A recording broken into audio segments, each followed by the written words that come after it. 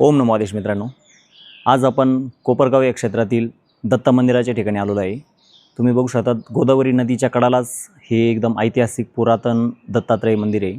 श्री साई सच्चरित्रामध्ये अध्याय क्रमांक 38 मध्ये या मंदिराचा एक विशेष उल्लेख आलेला आहे। ज्यावेळेस नानासाहेब चांदोरकर आणि त्यांचे मेहुणींचे पती बिनीवाले हे ज्यावेळेस कोपरगावहून शिर्डीला प्रस्थान करत असताना या मंदिरात दर्शन न घेताच ते शिर्डीला आले होते। आणि ज्यावेळेस द्वारकामाईमध्ये आल्यानंतर बाबांच्या समोर नानासाहेब चांदोरकर आणि बिनीवाले एकमेकांशी चर्चा करत असताना बाबा त्यांच्यावर अचानक रागावले आणि बोलले की तुम्ही असं कसं करू शकता, जर तुम्ही इतक्या वर्ष माझ्यासोबत राहता तर तुमच्या हातून ही चूक होणं अपेक्षित नाही आहे। तर प्रथम दर्शनी त्यांना या गोष्टीचं लक्षातच नाही आलं की नेमकं बाबा असे का चिडताय आमच्यावरती। मग बाबांनी त्यांना सांकेतिक खूण सांगितलं की तुम्ही कोपरगाववरून निघाल्यानंतर तुम्ही कसे आले, कुठं उतरले, काय काय केलं, ती सर्व हकीकत मला सांगा। आणि हे ज्यावेळेस बाबांनी त्यांना सांगितलं तर त्या टायमिंगला त्यांना लक्षात आलं की आपला जो नित्यक्रम आहे, ज्यावेळेस आपण कोपरगावहून शिर्डीला जाताना आपण या दत्त मंदिराकडे थांबून इथं दर्शन घेत असतो। तर ही चूक त्यांच्याकडून त्या दिवशी घडली होती, कारण त्यांना लेट नव्हतं व्हायचं त्या दिवशी, म्हणून त्यांनी हे दर्शन न घेताच ते शिर्डीला आले होते। तर मित्रांनो, तुम्हाला आता या मंदिर परिसराची अजून संपूर्ण माहिती सच्चरित्रामध्ये कशा प्रकारे वर्णन आलेलं आहे आणि ह्या मंदिर परिसर पूर्ण कसा आहे हे आपण तुम्हाला व्हिडिओच्याद्वारे दाखवणार आहोत। ओम नमो आदेश।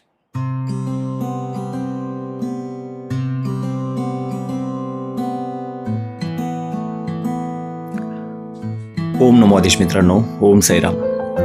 आज आपण भेट देणार आहोत कोपरगावातील गोदावरी नदीच्या काठावर असलेल्या ऐतिहासिक दत्त मंदिराला व या मंदिराचा उल्लेख श्री साईनाथ महाराजांनी स्वतः केलेला आहे।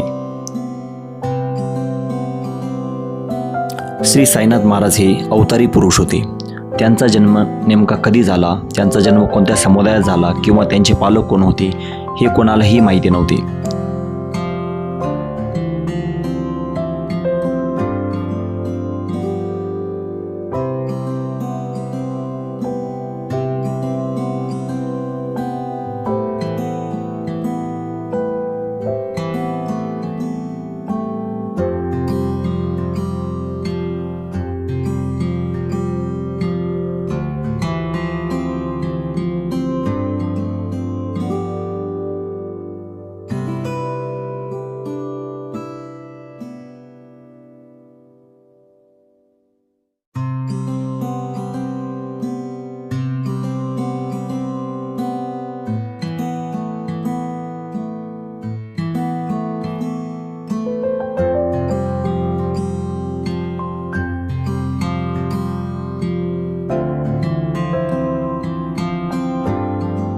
श्री साई सच्चरित्रातील अध्याय क्रमांक 38 मधील ओवी क्रमांक 125 ते 146 येथे पूर्ण संदर्भ दिलेला आहे। एकदा नानासाहेब चांदोरकर श्री बिनीवाले यांच्यासोबत शिर्डीला आले।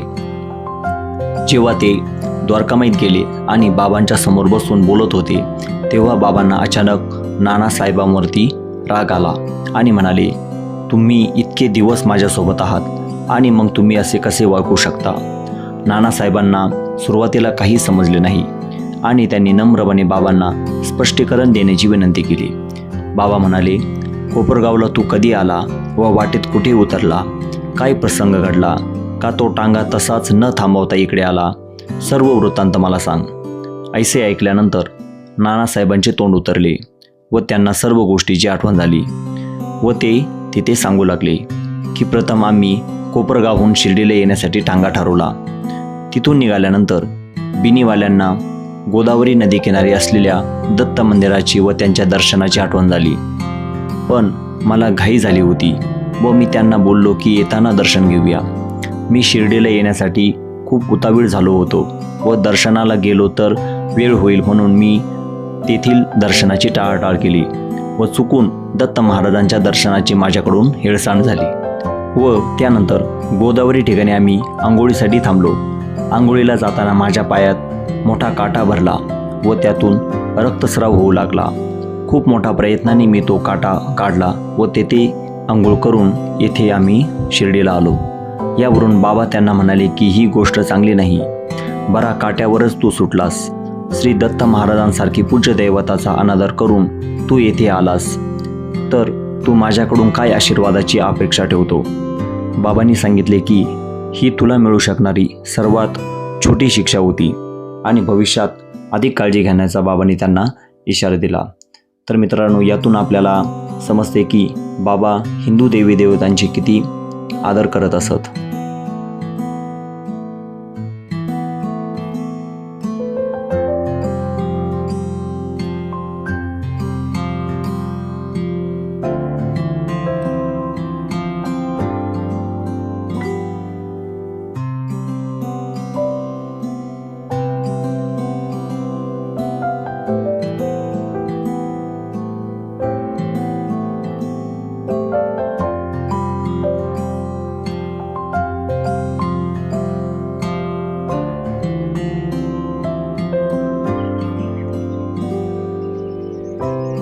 गोदावरी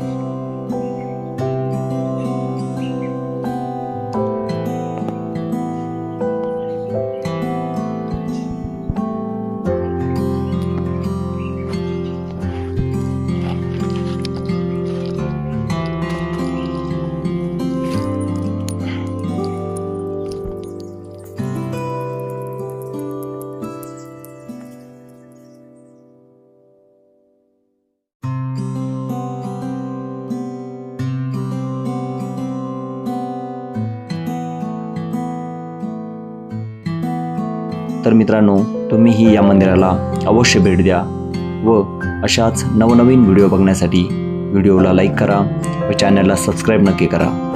ओम साईराम. गुरुदेव दत्त. ओम नमो आदेश. अलख निरंजन.